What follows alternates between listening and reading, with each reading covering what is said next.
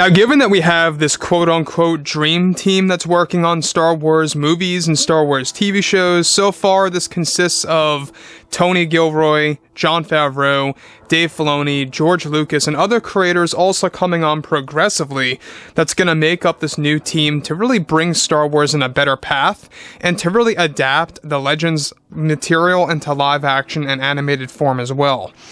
This is Mike Zero. Subscribe if you're new and like this video to see future Star Wars updates. I'm also on Twitter at Mike01. I thank you all so very much for the great and kind support. And without further ado, let's get right into exactly what's going on here. Now, we know that George Lucas is working hand in hand with Dave Filoni's overall structure of Ahsoka and Ahsoka Season 2, as well as Jon Favreau with Mandalorian Season 4, which, by the way, they are currently rewriting that, but they had to take a break because of the writer's strike, so there's a lot of setbacks that are happening right now with the overall timeline of Star Wars, unfortunately, due to the writer's strike. And it's going to create a domino effect if it keeps on, persisting throughout the next couple of weeks.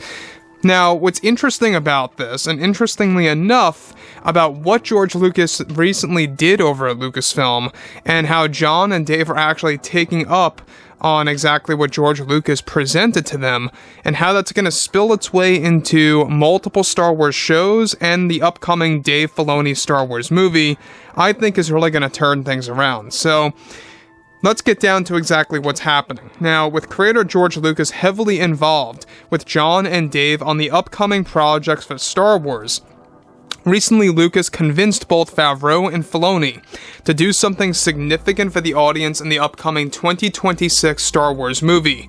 A big plan by Lucas is now being put into the new film by Dave Filoni that is set to focus on a big side story involving Luke Skywalker, where they plan on making it officially canon that Luke's main temple will be based on Yavin 4, with a series of adult Jedi students that will be showcased in the movie.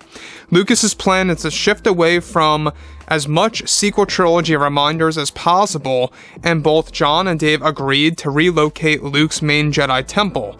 Now, though the temple on Ossus will remain, they are not establishing that will be the main location.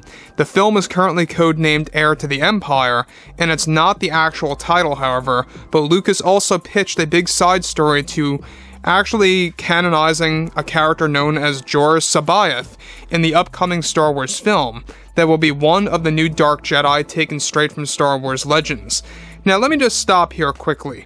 What's so reassuring about this is that basically what they are single-handedly, of course, doing here in this one film is that they are literally taking the core elements of Luke from Legends and throwing it into this big Dave Filoni Star Wars movie, which, by the way, I don't know if you guys knew this, they are planning to debut the film by 2026, just one whole year after the New Jedi Order movie that is still slated for 2025. So just be aware about that it kind of goes against what Kathleen Kennedy talked about how Lucasfilm wants to James Bondify Star Wars by releasing a movie every 2 to 3 years, more around the lines of 3, kind of like what George did. But basically, this is more or less related to Iger's plan to create an annual film release date schedule. And I like that better, to be honest, because as long as it's quality-driven material, so be it. I don't have a problem with a movie every single year. I really don't. We dealt with it before. I see no problem with that at all. It's just that it has to be quality made. Now, the thing about this is that George Lucas is literally telling Jon and Dave what's the best avenue to take, and they are accepting it. And that's what I love so much about Jon and Dave, is that they're so open-minded, and they are constantly reminded by Lucas on what to do and what not to do with this new take on Heir to the Empire. Now again, the movie is not going to be titled Heir to the Empire. It's the code name. So this is a placeholder title for the movie. It's most likely something being done out of pure fun by Dave Filoni. I don't believe that the main movie is going to be called that. I don't believe that they're going to go to that great length. It's just my overall gut feeling on that. But it is a code name. Could it very well make its way to becoming the official title? Sure. You know, why not? It could very well happen. But usually when it's the code name, it's going to be something completely different for the official title. But who knows? We'll have to wait and see, you know? They could really break the rules and do something different there. Moving on. Now, on top of this, other Legends characters like Kyle Katarn are also being put into the movie as well, all because of Lucas, convincing Dave and John to do the right thing properly for the fan base. Now the plan is to make this movie into a mega mashup of Mandoverse canon as well as Star Wars Legends becoming canon in the movie that they aim to make nearly 3 hours long. Roughly, they plan to make this into a 2-hour and 45-minute movie, give or take, to have as much freedom as possible as they want to go all out in this one film by exploring new adventures of Luke, Din, Grogu, Ahsoka, Thrawn, Ezra, and more. Though they are aiming to release this by 2026, it's likely to get delayed until 2027 if and only if the writer's strike continues until this August and goes on throughout the rest of the summer. So again, like I say, delays will not be a thing unless the writer's strike continues on into August. We're talking about the movie specifically. Now, my gut feeling here is that, yeah, we're not going to see this movie until 2027.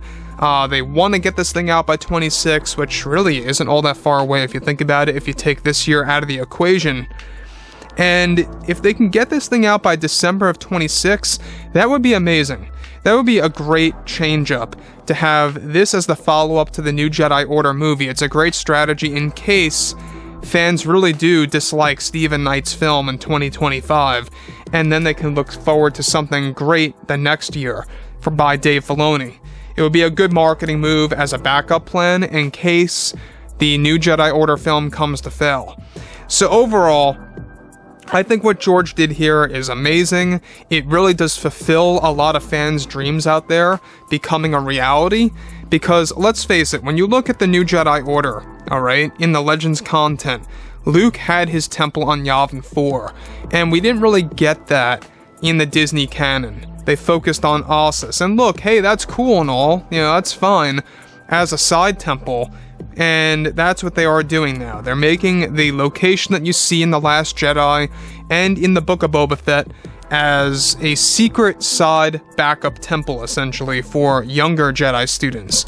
And basically the Yavin 4 temple is going to be more geared toward established Jedi Knights, which should be very interesting, because you're going to have people in there like Kyle Katarn and all these fan favorite characters from Legends entering into the mix. This is going to be visually impressive, and not only that, it gives them the chance to go back to Yavin 4. You know, we got the chance to go back there in Rogue One. We're going to get that chance again in the Dave Filoni Star Wars movie, where it's going to be fully established in a different way.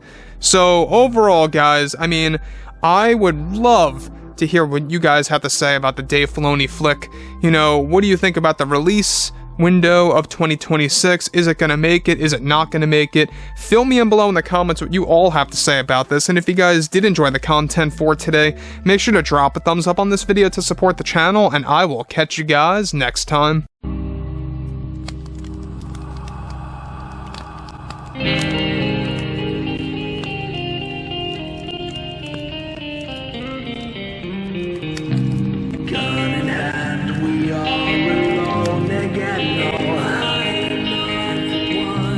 Night to moon, we hear them moans again.